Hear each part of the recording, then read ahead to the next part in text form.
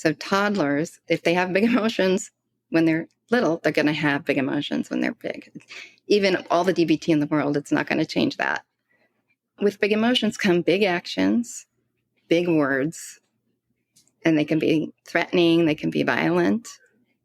They get your attention.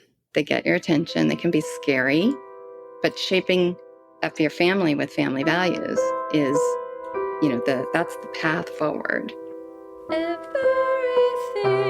Everything is working out for me. It's working out for you, too. It just takes believing that it is. We can have, be, and do anything. The key is to care about how you feel and choose to feel good right now. I'm here today with Dr. Belinda Bellet, and she is a clinical psychologist. She is the director and founder of BHBA, which stands for Brooklyn Heights Behavioral Associates. Belinda, I'm really happy that you could be here with me today and be on the show. Thanks for coming on. Thank you for having me. It's quite a pleasure and a privilege. Can you just give the audience an idea of what your background is in psychology and what is the area of focus in your practice? Sure, absolutely. I'm I guess what you would call a seasoned practitioner. I've been practicing for about 25 years. So I trained in New York City. I live in New York City. I work in New York City. My practice currently is in Brooklyn. It's a private practice, and we specialize in what's called evidence-based treatments, these are behaviorally based in science. Backed by research kind of things. Yeah, backed by research for lots of problems. And because they're specialized treatments, they're often targeting, bigger problems like, I've been a specialist in what's called dialectical behavioral therapy, which you mentioned. That's a specialty that's been around since the early 90s. Dr. Marsha Linehan developed that, and that's specifically to treat people with suicidal problems. It's been generalized to lots of different populations and certainly throughout the age range. So like youngsters, unfortunately, have that sometimes. And then, through elderly people. And then we also specialize in other behavioral treatments, but that's my specialty. And in particular, parent coaching. I do a lot of family interventions, parenting interventions. I do that mostly every day. I was reading your bio and it was showing me that you have a lot of study time on kids with dialectical behavioral therapy, but you don't actually work with that population now, but your practice does. You kind of have this integrated kind of approach at your practice. I do. I treat kids through parenting work, and front and center are child's symptoms. Are you teaching the parents the methods of dialectical behavioral therapy? I'm teaching the parents distress tolerance skills, which is what I find to be one of the biggest problems is the child's distress triggers the parent's distress, and the parenting response is not as effective as it should be because, you're in a stress state. Yeah, that makes sense. Yeah, it does make sense. It's biological. We're wired to respond in these ways. So, D.B.T. is designed to help with emotional and behavioral and cognitive dysregulation, severe emotional, behavioral, and cognitive dysregulation. So we can get it in all three realms. And when you plug in as many alternative ways of managing, your own spike urges to respond, right, or emotions or thoughts, right? If I can get parents to, respond more mindfully and, more effectively. And then I also teach behavioral parenting strategies that are effective. Or there are a lot of parenting behaviors that aren't effective that we, maybe are just going on instinct. Or maybe they work perfectly fine for one child, but not another child because of temperament or trauma or, other factors, cognitive impairments, you name it. It could be lots of things contributing. Their instincts aren't working anymore. They come for help for themselves, but there are other handful of parents come into the practice where the kids' symptoms are so bad that they wind up in the pediatrician's office or in the emergency room or in the school counselor's office, showing self-harming wounds or, telling their friends they're going to kill themselves, right? And so that gets the family into treatment. Yeah. But by then, most parents are like, I'll do anything, just, help. So teach basic behaviorism in terms of increasing the likelihood that your kids are going to be responsive to you, right? To get what you want. Bring in values, family values as a roadmap for the family to behave under that umbrella. Mm-hmm. And teach parents distress tolerance skills to manage their distress so that then they can use effective parenting skills. How successful is this? What kind of success rate are you seeing specifically with your practice? Well, for the most, I've doing this 25 years. I talk to my team about this a lot. Like, I have longevity because it is effective treatment. Yeah. I'm able to do this without getting burnt out myself because I get results. And, results aren't everybody's cured. Results are, okay, you started there and now you're here. It's improvement. It's improvement. You're decreasing the frequency of ineffective behaviors in yourself, which it's because everything's transactional, will have an impact on the child's responses, right? So we want to decrease the frequency of their behaviors. Also modeling, if you're not yelling and you're telling your child not to yell, you're going to have a better likely, outcome there. So it's all transactional and intermixed. And, if everybody sticks with it, like that's hard. And then parents get discouraged because they're like, oh, well, the kid behaved the same way, or I did the same thing I did last week, even though we had this whole plan and I was committed and I did it anyway. But you just don't give up. That's how people get better. They just keep at it. And every day is a new day. It's easy to fall back into those family patterns. There's a dynamic. Well, because they're habits. Yes, absolutely. They're habits of relating. So are other people in your practice, other clinicians there, they're working with the kids? Is this like you guys are able to talk about this in team meetings? Yes, we do. We have weekly team meetings. So this is full integration where you guys are discussing this family and all the different dynamics. I love that so much. When I worked with kids, that was the biggest struggle that I had, was the parents were not involved and they would drop off their kids and they'd go fix my kid. My kid is a problem. And I didn't see the problem in the kid because the kid's a totally different kid there in the therapist's office, right? Because the home environment. Parents are totally different parents when they're not with their kids. That's true too. Yes. Yeah. What I found was that the parents really didn't want to interact. They didn't want to change anything from their side. They just wanted they saw their kid as the problem and wanted me to fix them. And sadly, it can take problems of extreme nature to get parents like suicide, into treatment and agree to these things. Yeah. I see parents, though, across the spectrum who are completely involved. Sometimes this really is, parents are really invested. I mean, my team says the same thing you said, and I also experienced that myself. Like we definitely have parents who they feel they've done enough. Well, they're probably burnt out and they just want someone else to take it over. Right. But also parents who really do get involved. And those families do have the best outcomes. When child's motivated, when parents are motivated. And there's also a skills class that everybody's in weekly, the parents and child. So they're all learning the same skills with any treatment for kids, psychologically based treatment for kids. When parents are involved and motivation is high and everybody's working together on behalf of the child's symptoms, the outcomes are better. You touched on something really important, I think, because buy-in is one of those things they teach you when you're in school and you're learning to become a therapist. They're like, you have to get the client to buy in, right? Buy into the treatment. Yeah. It's an investment. Once they are invested, they do make the changes because they want to make the changes. And I want to touch on what else you said about not getting burnt out, because that's something that's huge in this field. Yeah, therapists burn out because there's a lot of negativity that comes with this job. And if you take it on, it manifests in a lot of ways in our body and our own mental health and things like that. Sure. one of the things that I champion is mental health for mental health workers and also frontline workers, first responders. Okay. I've been involved with that in New York City for many years, since the beginning, really, because I was here during 9/11 as a psychologist. So I worked with firemen and Red Cross and the medical examiner's office. And then I've worked with first responders during COVID, nurses, Wow. hospital staff.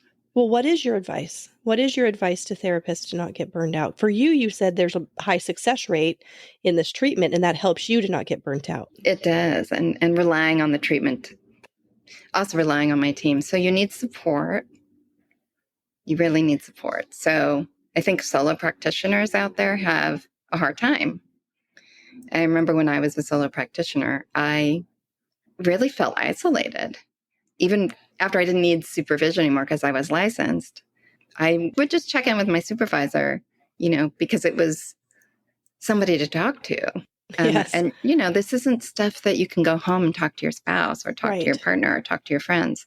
This isn't dinner party conversation. And then after, a long day, you don't want to sit at dinner and, talk about, some people might, but I certainly don't feel like it. Yeah. I just want to hear about other people's days. So kind of just like decompress. Yes. So, but to find communities, so networking groups or peer supervision groups, I think are critical. Even if, you don't need a supervisor, get one anyway. I started some networking events. So I just invited a bunch of when I was networking to build my business, I would have neighborhood luncheons with different practitioners that I would meet, and also cross professions. So with psychiatrists, with, school counselors, pediatricians, I would try to, really, but in person. Now everybody wants to meet remotely. I miss the days where I had my networking coffees. But you could still do it, and I think we should. What about energetically speaking? I know for me, what I know now, if I were to go into practice again, I would really protect my energy, just with some really kind of woo-woo things, like imagining a barrier around me and brushing off the session into the ground, some grounding, things like that. Yeah, absolutely. I've always been the kind of person who ran towards the fire. I'm here to help. Yeah. I've always imagined that moment on the plane when the doctor comes up, when someone's having a heart attack, but instead they're having a panic attack. And I'm like, I'm a psychologist, get out of the way. If that happens, you have to tell me. But that's, I have to be useful. I can be useful. But no, so in, my first part of training, I envisioned myself working at, sort of ground zero of mental health and medical health at Bellevue, which is a public hospital in New York City. And that's where I wound up working. I manifested it. I was like, I will work at Bellevue. That's where I cut my teeth in my training. And I forced myself into the internship rotations that were in the psych emergency room. So I was in the psychiatric emergency room working with adults. So in really chaotic environments, you work really well. I mean, in a chaotic environment, you're focused and you know what to do. I feel very capable in those experiences. And I know I have some, trauma and chaotic childhood experiences, which crumble some people.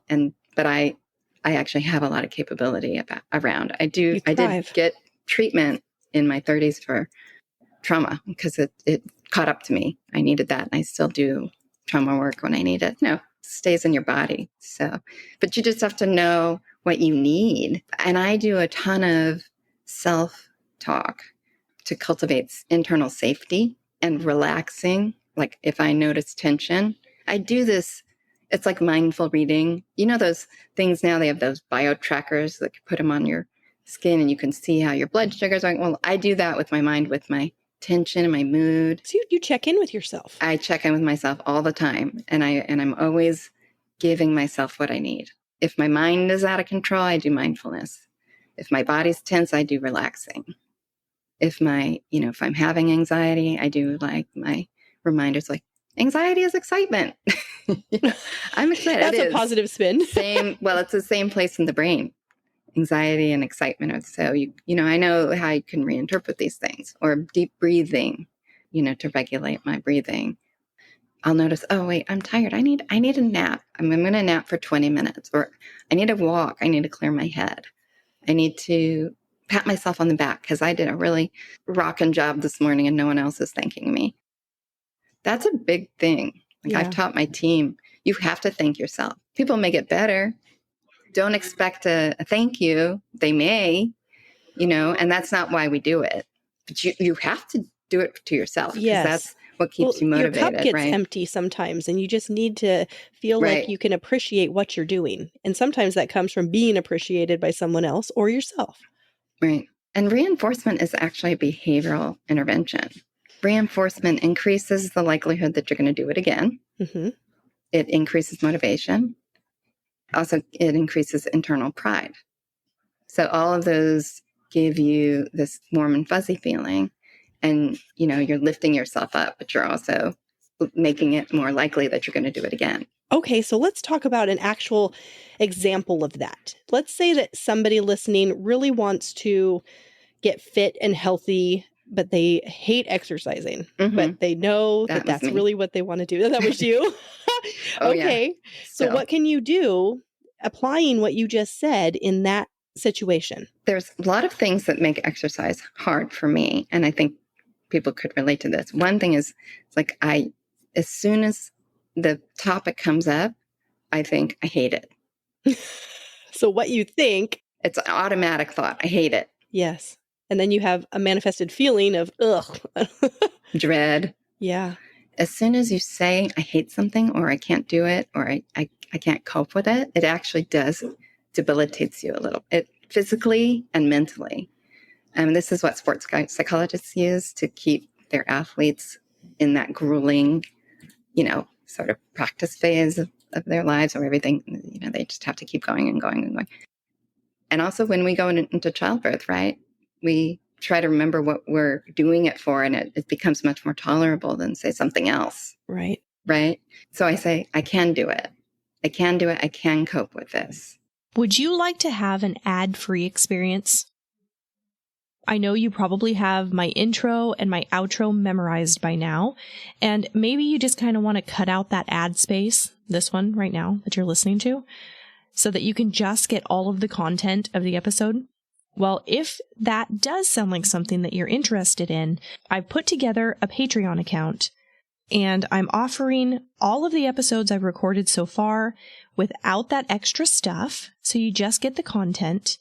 And I'm also going to be offering members early access to the newly released episodes. So I'll be putting those on Patreon several days before the episode releases on all the other podcast platforms. So you'll be able to listen before everybody else. You can find the link to the Patreon in the show notes. And I'm also going to post on social media, so you should be able to find it on all of my pages there as well. I look forward to getting to know all of you guys better and engaging in some co-creating together. For now, I'll just get back to the episode. See you on Patreon. And then think about how you're going to feel afterwards. So once the dreaded thing is completed, how are you going to feel once you complete it? Most people say, I'm going to feel really good because it's something that I know I need to do. I hate doing it. I'm glad I did it. When I do it, I'll check it off. Poof, done. So think about the long-term impact of how you're going to feel. And then reinforce. So there were several ways that I found I needed to reinforce myself. One was, first I had to hire someone like a trainer because I knew I wouldn't do it on my own. Accountability. Yeah. I picked someone who was a cheerleader. She had that in her nature. And so, there were other coaches who, just had a different style, but she's like, you're a beast, you're an athlete, you're a badass, and it's like, I'm lifting 5, and I'm like, this is hilarious, but this is what I need. Well, she provided a different dialogue for you. Yeah. And it was very reinforcing. Yes. Very reinforcing. And then I got a bunch of accountability partners. So that was also ways to keep me reinforced because we were giving each other high fives when we did our, what we accomplished. So those are other people that are doing the same thing as you. But reinforcing each other. Holding each other up. But this is principle of reinforcement, right? Yes. So reinforce capability, increase your capability by telling yourself you can cope with it. It wasn't dying. This is not imminent death. even though it did feel like it sometimes. Yeah. Accountability, reinforcement, and, things like scheduling it, putting it in your calendar so that it's not negotiable. Well, and it reminds you this has to happen. Mm-hmm. And Yeah. I'm a big fan of the 30 days for making a habit a habit. That's big for me personally. If I can do something for 30 days, I'm pretty invested in it at that point. So that's reinforcement also. Yeah. And it does take a while for behavioral change when we're working with kids and they're working on some behavioral change. I always tell parents, like, you can't move on to a new behavior for at least 2 to 3 weeks. Oh, just stick with one that you want to work Yeah. on and really work on that one. Nail it, give them tons of reinforcement rewards. Otherwise, it's going to fall off again. Yeah. If you teach your dog to sit for 3 weeks and then they're like, oh, okay, they should sit. And then 6 months later, you tell the dog to sit. It's not going to work. Right. Right. I mean, they're going to remember it, but they're not going to get it, and they're not going to do it enthusiastically, and they're not going to do it first time you say it. So you really just have to be consistent with your praise. And how do you help parents to do that, to be consistent? Do you give them some kind of tool so that they are checking things off? I mean, once you get home, it's kind of like, oh, my therapy session's out of my mind now. Right.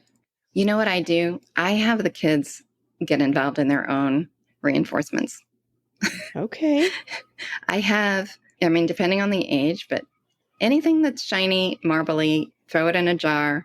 When a kid does a behavior, they can take a marble, throw it in their jar, whatever the behavior is. And as it adds up, the parents are praising, because you got to praise, and hugs and warm high fives and all of it. That's the most important thing. But the marbles add up, and then you get a big reward at the end of the night. Oh my God, like a celebration. And then at the end of the week, something, that's reasonable, that is like a bonus prize. I really like the visual stimulation that offers also, because you get to see the progress as it's happening. Right. But you can shape anything. What I use a lot, because a lot of my families are really suffering, what I use is family values for the jar. So like anything that kids are doing or engaged in that line up with your family values, they could get a marble. And it just shapes really good citizens. Okay, I like that. I mean, you mentioned that these families that you're working with, a lot of the time, the focus is suicidal ideation and action. I mean, these kids are taking action, they're cutting, and they're verbalizing how they plan to hurt themselves. And that's really alarming. And when we're talking about a system like marbles, that seems... So here's how it relates. Okay, you see where I'm going with it. Yeah. People who come to me usually it's that the child or the adult or the teen has big emotions. So toddlers, if they have big emotions when they're little, they're going to have big emotions when they're big. Even all the D.B.T. in the world, it's not going to change that. With big emotions come big actions, big words, and they can be threatening, they can be violent. They get your attention. They get your attention. They can be scary, but shaping up your family with family values is, that's the path forward. It really is kind of pivoting your focus. Let's not talk about the suicidal ideation anymore. Let's talk about these values that we have. Well, and when you're engaging in the behaviors that we want to see, that, I know are going to make me happy and make you a better kid and adult, you're providing reinforcement and cultivating the things that you want, right? And then making those things more likely to happen again. If you're focused on all of the horrible things without cultivating the other, you're providing reinforcement, attention, right? Making it more likely that, they're probably going to do it again. They're getting your attention. And then, but no new direction for the brain, like nothing. You've got to give them a pathway, a different instruction. In behaviorism, we call this positive opposites. So like, stop jumping on the couch should be sit down right now. Say what you want, not what you don't want. Exactly. You wouldn't tell the dog, stop not sitting. Yeah. Sit down. Very proactive. So you think about what am I reinforcing? What am I cultivating? Often when a kid's suicidal or an adult suicidal, they don't feel seen, right? And when you start to be noticed for all of the goodness, Yeah. and all of the things that you are capable of, and all the things that you are bringing to the world, that's a panacea for everything. It's just to be seen, and a lot of people say, well, the kids misbehaved for the last 15 years. I can't think of it. Well, we can think of some things. So we just start small. What are we cultivating? What are we attending to? I think you're describing law of attraction in a clinical way, because what you focus on is what you get. And you're saying, let's go over Totally. here and look at the things 100%. we want. What do you want? Yes. And stop looking at these things we don't want, because that grows. That focus manifests into more of what you don't want. It sure does. Just like if I were not paying attention to my mind and I got into a very negative mindset about my work, which, happens. I was feeling stressed out yesterday. I talked to a member of my team. I got support. But if I noticed in my body all this tension and my back and my jaw and my heart's racing a little bit, and I had to do a lot of internal soothing. I used my self-soothing skills. I owe that to myself. Well, I'm glad you brought it up. We were talking about mindfulness, and that's what you're describing. That's really being in the now. And where am I sitting right now in the now? And that's where all your power resides. So I love that you tune in. The truth is there. And that's how you know what to do next. 100%. It tells you everything. Your mind, your body. What I teach parents and my team and myself, I use this all the time. What does my mind need? What does my body need? What does this moment require? I love that. Yeah. And then you can prioritize.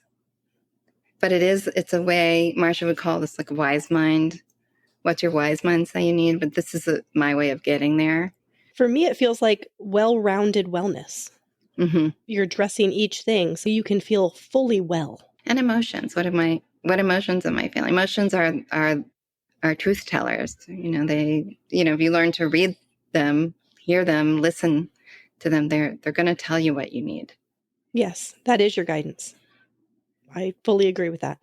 So one thing that you and I really connected on when we talked before this was spirituality. And my audience knows when I talk about mental health and mental health practitioners on the podcast, a lot of times I have kind of a jaded view, because I don't believe in diagnosing. I don't believe in focusing on the problem, kind of like what we were talking about, because that grows and you get more of the problem.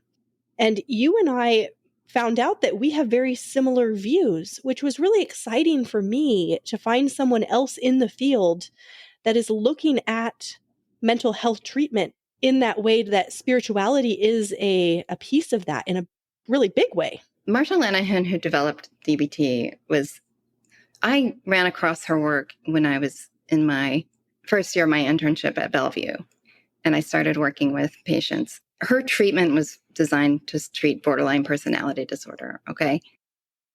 Every single time I ever heard her speak, and it was numerous, she would always mention that she had to do that because she had to get a grant for her studies through the National Institute of Mental Health.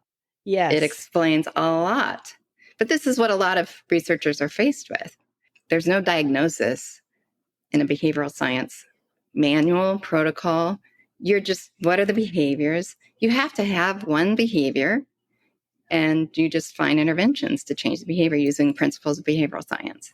And human behavior is what it is. There's no right or wrong. And it changes all the time. It's fluid. It's, and everybody who ever has one symptom or even like psychosis, it's all part of being human. Mm-hmm.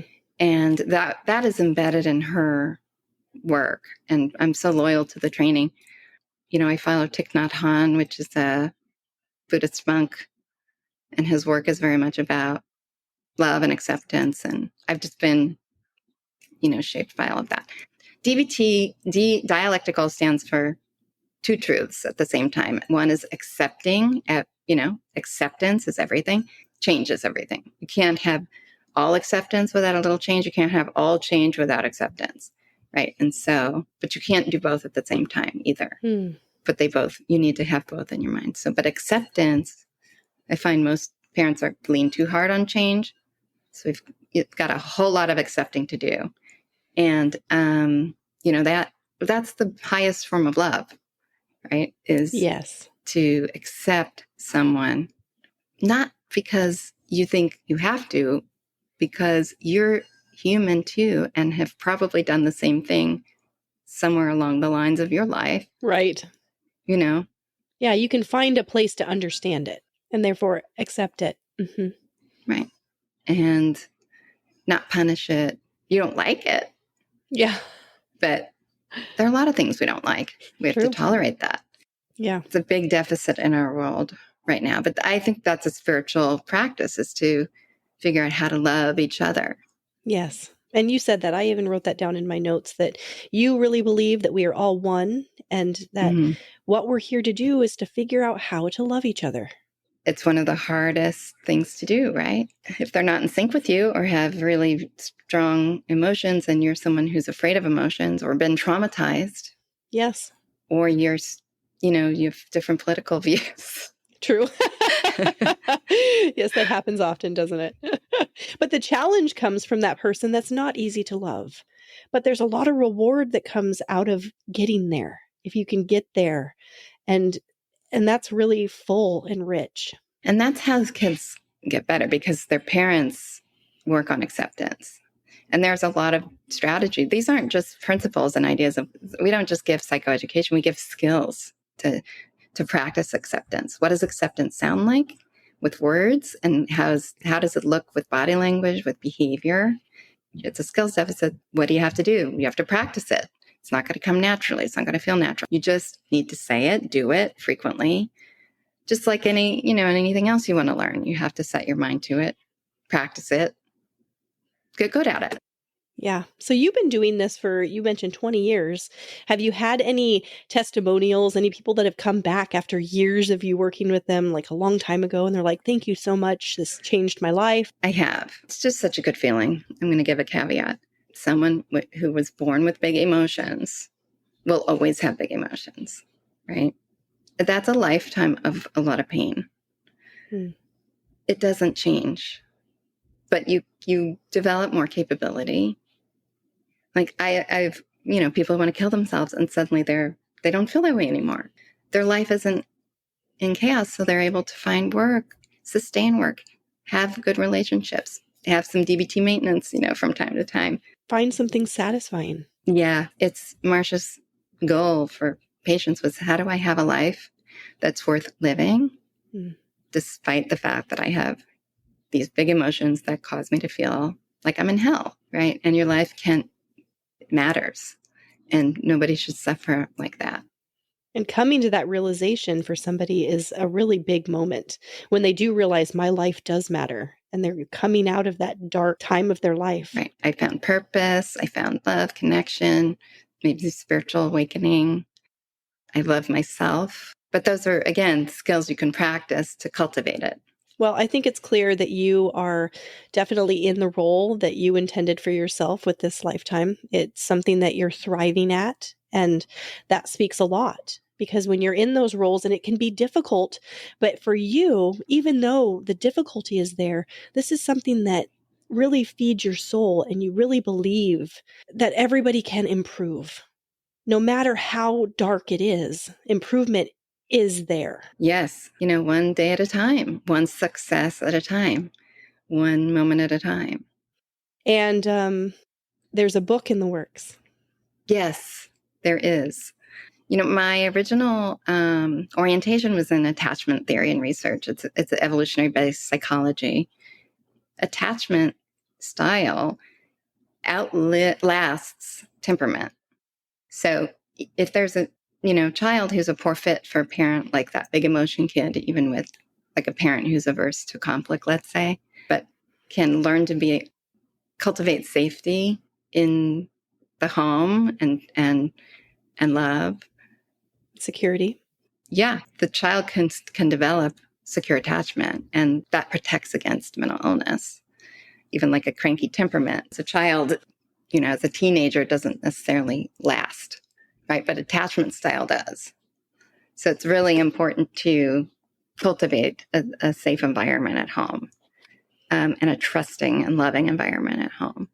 Okay, so this is what you're going to focus on for the book. Mm-hmm. I hope that when you're ready to publish the book, you'll reach out and we can have another conversation and let the audience know it's ready. Oh, that's exciting. It's something that I really feel very, passionate about. So just got to keep working at it. It'll happen. Yeah. Thank you for having me on here. What a treat and pleasure. I love like-minded folks. This has been wonderful. Yeah, no, I really feel that we were meant to meet. And even though it was in kind of a backwards kind of way, it worked out so nicely. And I'm really happy to know you. Thanks for being here and talking with me and with my audience. My pleasure. If you're enjoying the podcast, you can show your support by leaving a rating and a review on your favorite podcast platform. You also can follow Dr. Williams' podcast on all social media platforms and subscribe on YouTube and by going to www.drwilliamspodcast.com. Deliberate creation is the key to living life satisfied, and that is my wish for all of you.